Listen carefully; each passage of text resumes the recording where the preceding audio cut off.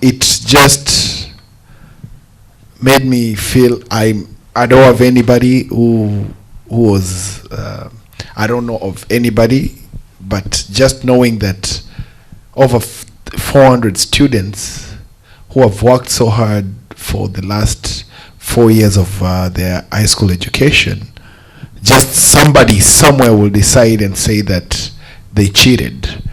That's just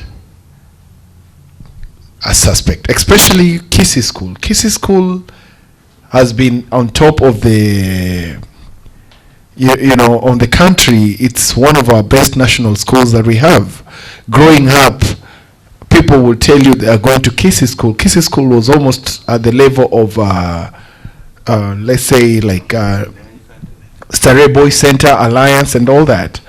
And just having say that, we had schools like Nyabururu Girls, which was known for their performance. And when they decide that today, this year, all those big schools cheated, it really raised a big flag. And having come from different schools whereby, you know, we knew, you know, the students worked so hard to be where they are and to get the results they got, I think it's a high time that our leaders should go back and question their results. And that's why we have leaders. That's why we have our MPs. That's why we have our senates. That's why we have our governors. But if they sit down and let the voiceless get oppressed, because this is just an oppression to the society. It might be only one student, but that student was the hope of a village. And I believe that they need to do something about it.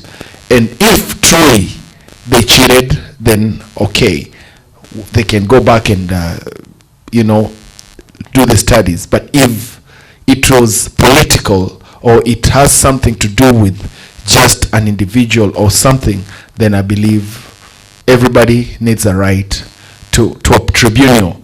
That's why, you know, I believe I love the new system of Kenyan government, whereby yes, we can take it to court and maybe a tribunal set, and I pray that these boys and girls can come out winners on this one.